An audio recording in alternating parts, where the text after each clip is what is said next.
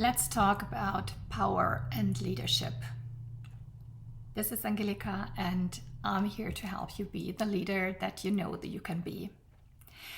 Power and leadership is such a conflictual topic, controversial topic. There's so many people who say, I don't want power. I'm not going for power. No, I'm not power hungry. And then there's others who are in their power situation as a leader of a large company, and then they don't acknowledge that they have the power that will affect the lives of hundreds or even thousands of people who are their employees.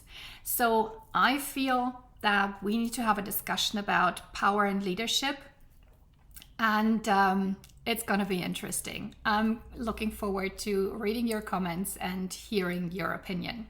Let's start off with looking at the powers or power that you have as a leader, because let's acknowledge that if you're a leader in your business, in a department, if you're running a team, you have at least one power, and that is to make your people's lives hell. I'm sure you've all worked with or for managers, bosses, leaders, so-called leaders, sports trainers who've made your life hell and who are making the lives of their team members hell, either because they're choleric or because their temper is totally irrational. You never really know when they will blow up or when they will start humiliating you in front of the group. Their sharp criticism is really, really personal. There's a million ways of making people's lives hell. And if you've ever been part of a team that is working with or for a supervisor, boss, manager who is making their team's lives hell, then you know that there is a certain power that that person exerts in the most negative way. So you definitely, if you're leading a team, a project team, a department, a business, if you're running any kind of organization at all and people are reporting to you, even if you're a non-disciplinary leader, like say if you're a project manager, you still have a project team that is working for you and with you, and you can make their lives hell by simply behaving in the most nasty way, as I just described. As a disciplinary leader, people reporting to you and you being responsible for their payroll, their vacation times, signing off on their pay rises, hiring new people or firing people. If you're a disciplinary leader with all the HR and payroll implications, you have that additional power of affecting a person's personal life because you're in charge of the money they receive, whether they have a job, yes or no, how much time they can actually charge, like spend on their job, whether you allow them to add to their working hours when they want to change them, add or work less hours, that kind of thing. That will have a major impact on how these people can lead their lives and what choices they can make. Third type of power you have as a leader is that you make decisions. I mean, it's part of the deal, isn't it? When it comes to setting the direction for the team, the project, department, whatever it might be in your case, you make some decisions about priorities.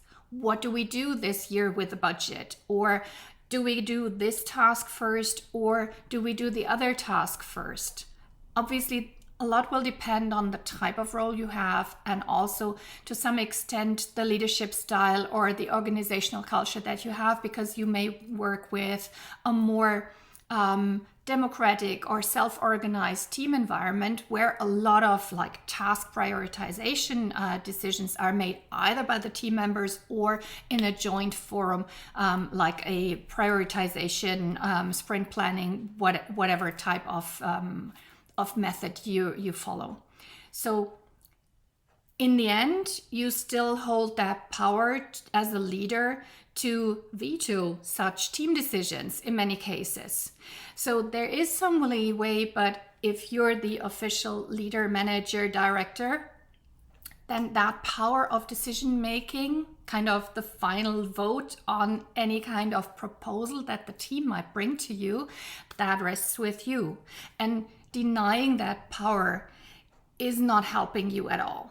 The fourth type of power goes even kind of takes this to a new dimension when we're thinking beyond a single team towards an organization. The higher you go in the hierarchy of your company or your business, the more people will be affected by your decisions, like let's close a local store, let's open a store in a totally different country, in a totally different city.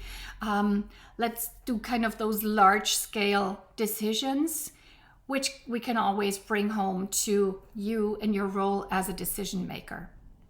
So there is no denying that leaders have powers. And what I see in a lot of leaders is that they try to get out of that power. Like in some cases, they try to avoid making decisions because they're afraid of the consequences. Or they try to be super cautious and careful and not really owning the fact that they have this power because they want to do a good job of working collaboratively with their teams, with their peers, and then they don't really know, like, how do I do this?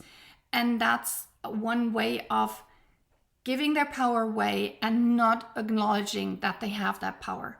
And then there's the millions of people, in brackets women, who say, oh, I don't want power. I'm not going for leadership because there's this power thing. I don't want power. Special thing for the ladies. If you want to make any changes to what you observe in the world, you want to go for some kind of power. Maybe it's the power to create your own business. Maybe it's the power to run your team so that at least in this area, at least in your team, you can show that it's possible to actually treat people nicely and still create a great result. If you want to change the way your organization makes decisions across the supply chain, you want to go into a leadership position, and that means that you want to go for some kind of decision-making power. So you can see that I'm getting passionate when it comes to this because there's kind of statistic after statistic that comes out with women shying away from, I don't want management positions. I've been there. I don't want that anymore. Too much struggle, too much power issues. I want to make a case for going for that type of decision-making power, which goes hand in hand with the freedom to make decisions in the direction that you want, that you see as being a purpose-driven, ethical being. You probably want to see some positive change in the world. And if you're not running to change the situation and instead say, no, I don't want the power. I don't want the consequences. I don't want the conflict. I don't want to be the leader to make those decisions. It's too strenuous. Then if you stay here and say, I want the change in the world. I want to see that people are treated differently in my organization. I want us actually to make different decisions around the supply chain. If you're not telling anyone, if you're not giving yourself that acknowledgement that you want to go for that and that you have some kind of power to at least influence the decision and later on make the decision. If you're shying away from that, you're giving your power away. You're staying in that silent mode and hoping that the people in charge, like the people in power, that they make better decisions next time. So I'm making the case for actually stepping into your power, whether you're in a leadership position or in the leadership position that you actually want and aim for, or whether you're not in a leadership position yet. But you, wherever you are, you have some kind of power to influence decisions and to take a stand for what you believe in, what you believe is the right way to do. Once you acknowledge this power, that you actually have this inside of you and that you have a choice how you handle situation, then we're dealing like on the outskirts, on the periphery with, how do I do that? How do I stand up? How can I make the case for that? I'm not a leader, or I'm not in that decision-making committee. How do I get my opinion across? Who do I influence? How do I build an alliance? All of that is then happening afterwards. This is turning into a passionate case for owning your power and actually stepping into your leadership shoes, whether you're already in that leadership position. And I see a lot of people, in that case, it's more men who seem to shy away once they're in that manager, director, SVP, whatever shoe. Once they're in the leadership position, that's when they start kind of wobbling with how to actually be in that powerful role, being consciously aware of all the effects that their decisions have, and still own it in such a way that it aligns with their good hearts and the positive aims that they have for their organization, for their teams, and for the departments that they run. So there's two kind of stages where we can start wobbling with being in our power as leader when it comes to leadership. Actually, 3 stages. One is we're not acknowledging that we have power as a leader. No. I don't have that power. I don't want that power. 2, not even going for a leadership role because you're afraid of taking the power. There's 2 ways of handling power. There's probably more, but kind of you can consciously handle power, or you can unconsciously handle power, and then you're gonna be one of those erratic tyrants. We don't want you there, and you don't want yourself there, and that's why you're shying away from actually going for what you want if you want to see any kind of change in the world, and I'm sure you do. And then there's the 3rd type, that is shying away from owning your power once you're in that powerful situation, like having realized that you're in that powerful situation, and then kind of hesitating, how do I do that, and still do it in such a way that it aligns with my ethical standards, my purpose, and the values that I'm setting for. I hope that this is shedding some light on my take on the discussion on power and leadership. And I also hope that you're encouraged to actually step into your power. Go for it. We're talking about the power of decision making and the power to positively change a given situation.